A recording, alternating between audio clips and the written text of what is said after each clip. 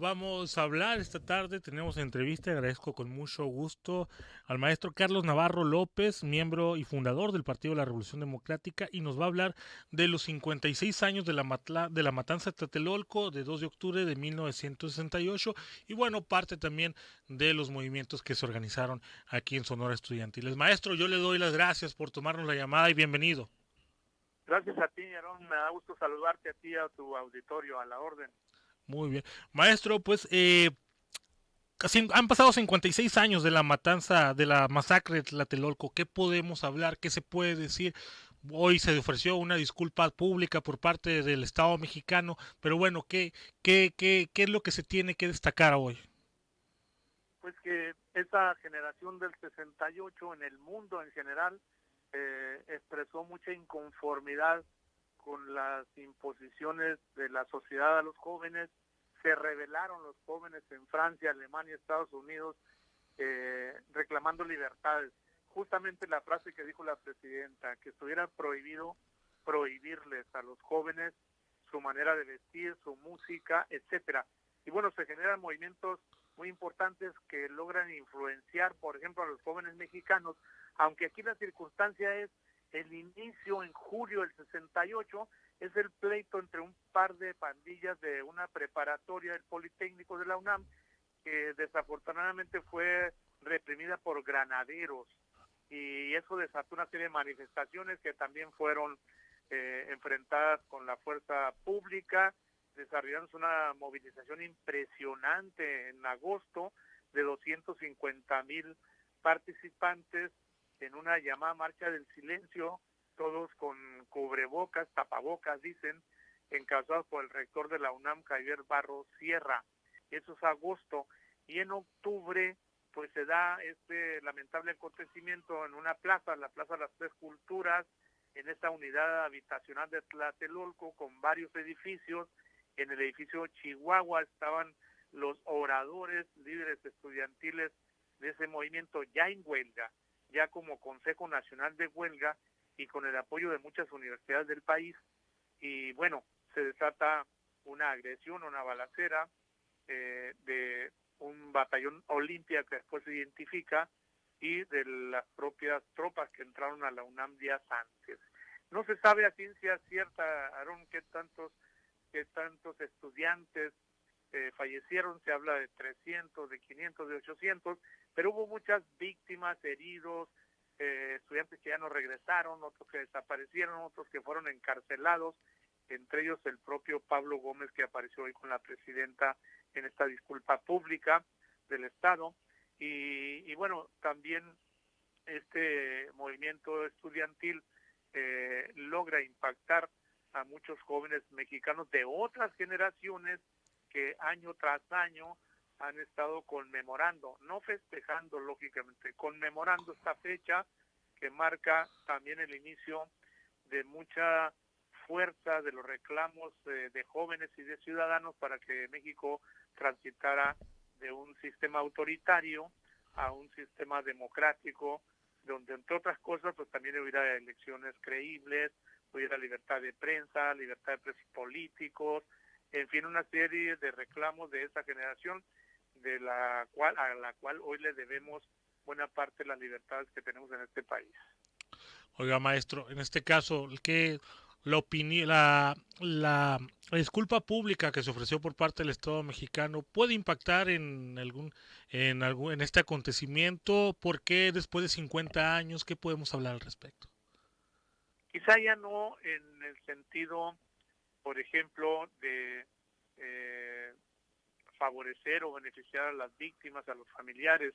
Hay un antecedente que yo recuerdo cuando el Estado mexicano, cuando recién llegó el presidente López Obrador en la sexenio pasado, ofreció una disculpa por conducto de Alejandro Encinas, subsecretario de Gobernación, a los familiares y víctimas de la Guerra Sucia, eh, o sea, familiares de desaparecidos y de muertos, y entonces ofreció una disculpa pública.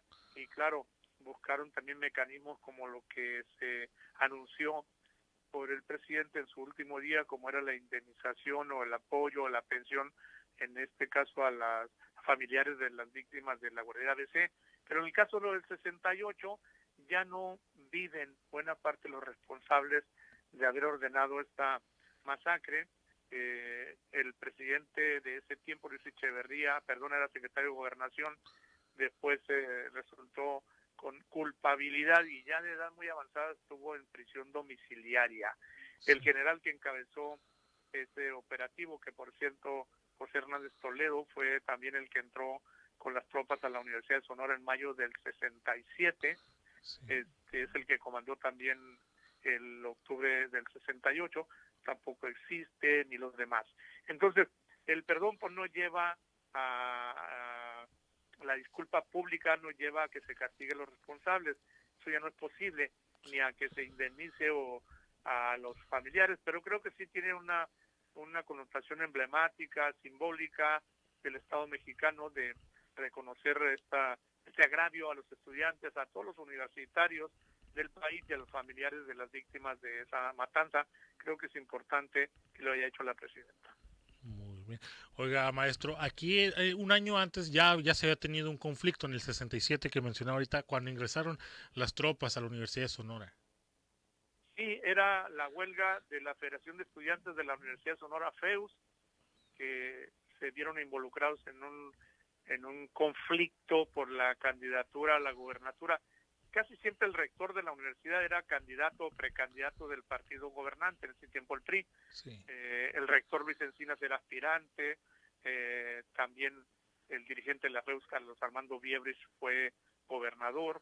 Entonces los líderes de la FEUS siempre hacían carrera política y en ese tiempo hubo una inconformidad muy fuerte por el candidato que se nombró, que fue Faustino Félix Serna, un ganadero del sur de Sonora, y los estudiantes apoyaban a Fausto Acosta Romo, un abogado, y bueno, generó un conflicto enfrente de la universidad, hubo gaseados, vehículos quemados, entraron un grupo de campesinos del sur de Sonora que traían sombrero verde, la ola verde, hubo golpeados, apedreados, y ese conflicto termina en mayo del 67, cuando el general Hernández Toledo, que fue el mismo de octubre del 68, entra con las tropas y detienen a muchos estudiantes que estaban en la rectoría de la Universidad de Sonora para terminar con ese conflicto.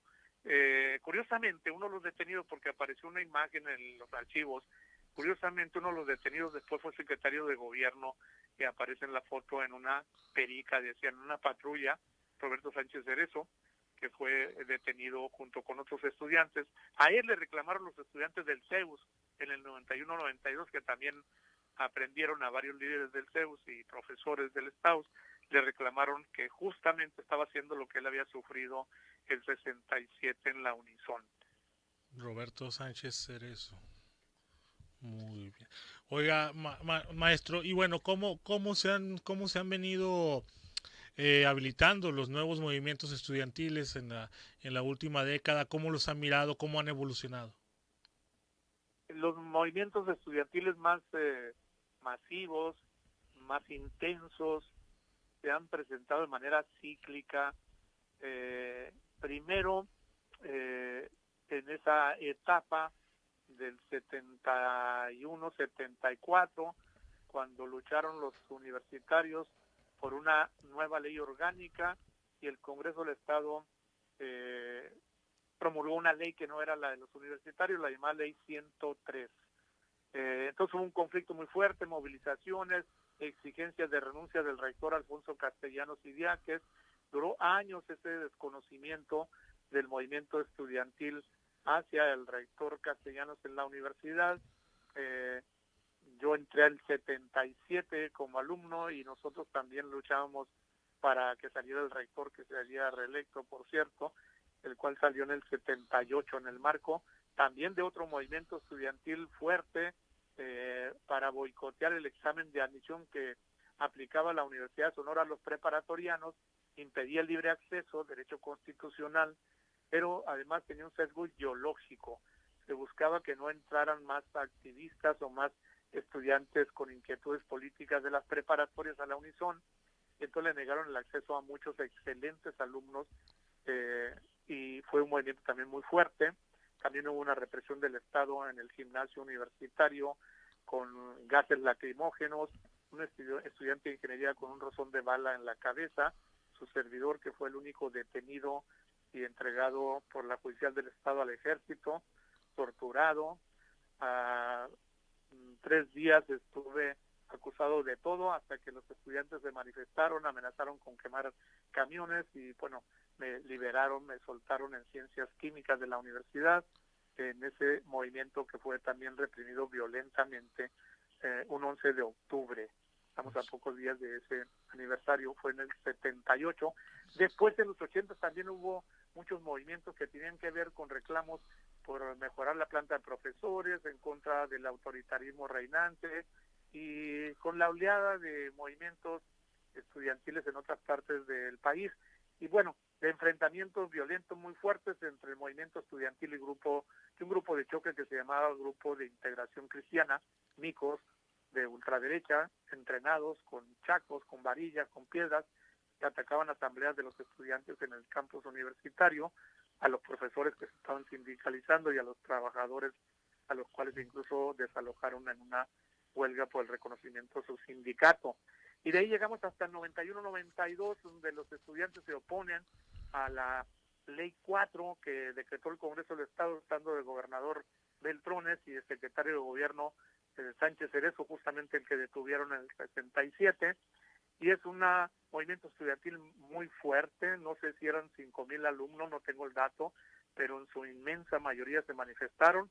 Un contingente de ellos se fue caminando desde la Plaza Emiliano de Sobeldía hasta el Zócalo de la Ciudad de México, acampando en diferentes tramos, llegando a varias universidades. Ese movimiento se llamó Del Desierto al Zócalo, por parte del Comité Estudiantil de la Universidad de Sonora. Algunos de esos líderes luego fueron funcionarios en estos tiempos: Aarón Grajeda, que fue secretario de Educación, Edgar Sayar, que está, no mal no recuerdo, en Edemún, y algunos otros dirigentes de ese movimiento han hecho carrera política, pero es una etapa también, la última gran movilización de los estudiantes de la universidad. Por eso digo que es cíclico. Cada vez que se ha promulgado una ley, la 103 duró alrededor de 20 años, la ley 4 30 años, y acaba de aprobarse otra ley donde otra vez los estudiantes salieron a las calles para hacer una nueva ley universitaria. Muy bien.